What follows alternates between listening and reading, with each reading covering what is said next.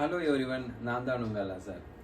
இன்னைக்கு நம்ம என்ன பார்க்க போறோம்னா ரெசிலியன்ஸ்னா என்ன? மீள்திறன். ஒரு விஷயத்தில் நம்ம பாதிக்கப்படுறோம், அதுலேருந்து மீண்டு வர்றது தான் இந்த ரெசிலியன்ஸ். ஸோ உதாரணமாக நம்ம மிஸ்டர் ஹென்ரி ஃபோர்ட் பற்றி எடுத்துக்கிட்டோம்னு வச்சுக்கோங்க. அவரை பற்றி யூஎஸில் வந்து ஒரு அனாலிசிஸ் பண்ணாங்க. இப்போது ஹென்ரி ஃபோர்ட் வந்து அப்போ பெரிய மேனுஃபேக்சரராக இருந்தார், மிகப்பெரிய பிஸ்னஸ் மேனாக யூஎஸில் இருந்தார். ஸோ அப்போ அங்கே இருக்கிறவங்க வந்து ஒரு சர்வே எடுத்தாங்க. இப்போ இருக்கிற ஹென்ரி ஃபோர்ட்டை அவர்கிட்ட இருக்கிற எல்லா பணத்தையும் எல்லா செல்வாக்கையும் எல்லாத்தையும் நம்ம பிடுங்கிட்டோன்னா, அவர் கையில் பிடுங்கிட்டு சும்மா அவர் பிச்சைக்காரனை ஆக்கிட்டோம் அப்படின்னா, அவர் அடுத்த 5-10 வருஷத்தில் என்ன நிலைமையில் இருப்பார் அப்படின்னு சொல்லிட்டு ஒரு சர்வே எடுக்கிறாங்க. ஆனால் அந்த சர்வேல முடிவு என்ன தெரியுமா வருது?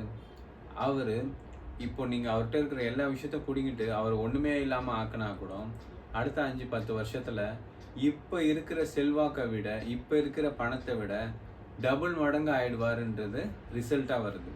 ஸோ அந்த அளவுக்கு அவர்கிட்ட கெப்பாசிட்டி இருக்குது. ஸோ அந்த அளவுக்கு அவர்கிட்ட திறமை இருக்குது. ஸோ இதுதான் ரெசிலியன்ஸ். நம்ம ஒரு விஷயத்தில் இப்போ நம்மளுக்கு ஒரு வேலை போயிடுச்சு அப்படின்னா உடனே நம்ம டயர்டாயிடுறோம், நம்ம டிஸ்டர்ப் ஆயிடுறோம். ஆனால் திரும்ப நம்ம புதுசாக எப்படி வேலைக்கு சேர்றது, எப்படி நம்மளோட இதை டெவலப் பண்ணுறதுன்னு யோசிக்கணும்.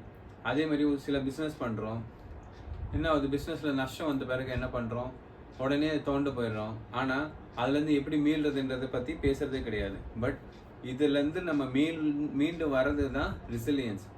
அதே மாதிரி பார்த்தீங்கன்னா ரஜினிகாந்த் சூப்பர் ஸ்டார் வந்து பார்த்தீங்கன்னா 2002 பாபா பண்ணுறாரு. பாபா படம் வந்து கடைசி படம்ன்றது மாதிரி அனௌன்ஸ் பண்ணுறாரு. பட் அந்த பாபா படம் வந்து ஃபெயிலியர் ஆகுது, அட்டர் ஃப்ளாப் ஆகுது படம். ஸோ ரஜினிக்கு ரொம்ப வருத்தம். அந்த படம் ஃபெயிலியர் ஆனவுடனே அப்புறம் சந்திரமுகி நடிக்கிறாரு. சந்திரமுகி பார்த்தீங்கன்னா ஒரு ரீமேக் மூவி தான். பட் அந்த மூவி பார்த்தீங்கன்னா அந்த ரோல் வந்து பார்த்தீங்கன்னா ஒரு கெஸ்ட் ரோல் மாதிரி இருக்கும். பட் ரஜினிக்காக அதை வந்து மாடிஃபை பண்ணி அவர் ஃபுல் படத்தில் வர மாதிரி படம் எடுத்திருப்பாங்க. பட் படம் நல்ல வெற்றி, நல்ல சக்ஸஸ்ஃபுல்லாக போகுது. வடிவேல் காமெடி படம், ஜோதிகாவோட பர்ஃபார்மன்ஸ், படம் செம்ம ஹிட்டு. ரஜினிகாந்துக்கு வந்து நல்ல பேர் வாங்கி கொடுத்துருது அந்த படம். ஸோ அந்த படம் முடிஞ்ச உடனே அந்த ப்ரெஸ் மீட்டில் சொல்கிறாரு, நான் கீழே விழுந்த லேட்டாக எழுஞ்சிக்கிறதுக்கு யானை கிடையாது, குதிரை விழுந்த வேகத்தில் பட்டுன்னு எழுஞ்சிப்பேன் அப்படின்னு சொல்லுவார். நான் யானை இல்லை, குதிரை டக்குன்னு எழுந்திருப்பேன். ஸோ அந்த அளவுக்கு அவரோட ரெசிலியன்ஸ் இருக்கும், அந்த மீள்திறன் வந்து அதிகமாக இருக்கும். எவ்வளோ கீழே விழுந்தாலும் டப்புன்னு அவர் மேலே வர அளவுக்கு அவருக்கு கெப்பாசிட்டி இருக்குது. ஸோ நம்மளும் வந்து நம்ம எந்த ஒரு விஷயத்துலையும் சோர்ந்து போகாமல், நம்மளுக்கு எதனா ஒரு கஷ்டம் வந்தால் சோர்ந்து போகாமல் அதுலேருந்து எப்படி மீண்டு வர்றது, அந்த பழக்கத்தை வச்சுக்கணும். எப்போவுமே ஒரு செகண்டரி ஆப்ஷன் வச்சுக்கணும், செகண்டரியை ஒரு பிளான் பண்ணி எப்போவுமே வச்சுருக்கணும். ஸோ அப்படி நம்ம வச்சுக்கிட்டோன்னா கண்டிப்பாக நம்ம வாழ்க்கையில் சக்ஸஸ் ஆகும்.